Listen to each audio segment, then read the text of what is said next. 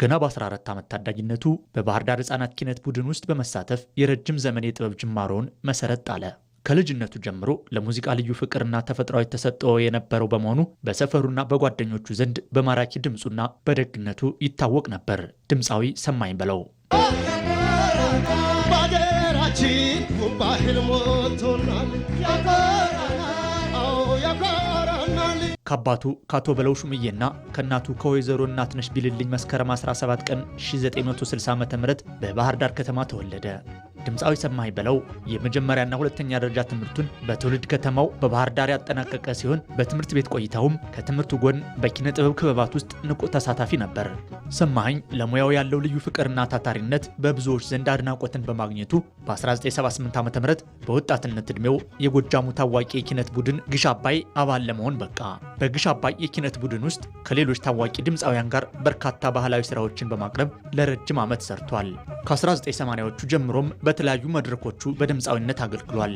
አርቲስት ሰማኸኝ ከሙዚቃውን ባሻገር የባላገር ፍቅር የተሰኘውን ተውኔት ጨምሮ በተለያዩ ልዩ ልዩ ሙዚቃዊና ተውኔታዊ ስራዎች ላይ በቅንነትና በብቃት ተሳትፏል።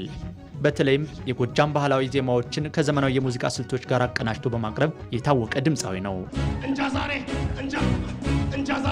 እንጃ ወደድኩ ብትል ቀርባ በዘዴ ሴት መጠየቋ ነውር ነው እንዴ?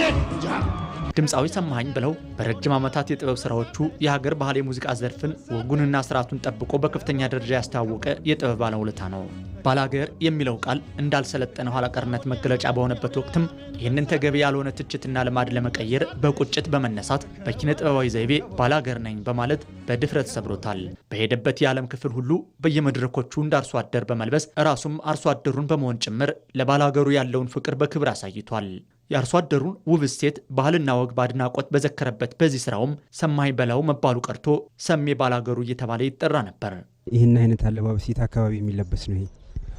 ጎጃም ውስጥ በብዛት የቆሎ ተማሪዎች ይለብሱታል እና ደግሞም ወደ ደጋው አካባቢ ያሉ ሰዎች ለሙቀት መከላከያም እንዲረዳቸው አጎዛዋን ደረብ ያደርጓታል። ዲስካው ደቦትን ንስራ አረምኑን ሰጠሽ እንቆቅልሽ አውደ ዓመት አለሽ ነገር የኔ ዓለም ዝናቡና ዓለም እንደምነሽ የሚሉት ዜማዎቹ ከተወዳጅ የባህላዊ ትዝታ ስራዎቹ መካከል ተጠቃሽ ናቸው። ከንጃ በቀር እንዲያው ሌላ ምን መርሳለሽ ከወደድሽው ከወደደሽ ሰማኸኝ በጥበብ ህይወቱ ውጤታማ እንደነበር ሁሉ በቤተሰብ ህይወቱም ስኬታማ ነበር። በ1982 ዓ.ም የትዳር ህይወት መስርቶ የአራት ወንድ ልጆች አባትና የአራት የልጅ ልጆቹ አያት ለመሆን በቅቷል። ድምፃዊው በጥበቡ ብቻ ሳይሆን በማህበራዊ ህይወትን በመደገፍና የሙያና የገንዘብ እርዳታ ዝግጅቶች በነፃ አገልግሎት በመስጠት እንዲሁም በሀገራዊ ጥሪዎች በሙሉ የተጣለበትን ኃላፊነት በቅንነት በመወጣት ሀገርና ህዝብን እያገለገለ የጥበብ ሰው ነበር። ሰማኸኝ በኢትዮጵያ ብሮድካስቲንግ ኮርፖሬሽን የአይዶል ውድድር በዳኝነት ዘርፍ ሙያዊ አገልግሎቱን ሰጥቷል። ድምፃዊው በጥበብ ብቻ ሳይሆን ማህበራዊ ህይወትን በመደገፍና የሙያና የገንዘብ እርዳታ ዝግጅቶችን በነፃ አገልግሎት በመስጠት እንዲሁም በሀገራዊ ጥሪዎች በሙሉ የተጣለበትን ኃላፊነት በቅንነት በመወጣት ሀገርና ህዝብን ያገለገለ የጥበብ ሰው ነበር። ሰማኸኝ በገጠመው ድንገተኛ ህመም ምክንያት ሰኔ 8 ቀን 2018 ዓ.ም በተወለደ በ58 ዓመቱ ከዚህ ዓለም በሞት ተለይቷል። አፈር ለሚበላው ለሚበሰብሰው ለዚህ ፈራሽ ገላ ቁምጣ መቻነሰው ያለን ሰማኸኝ ዛሬ ከምድራዊ ህይወት ተሰናብቶ ወደ አፈር ተሸኝቷል።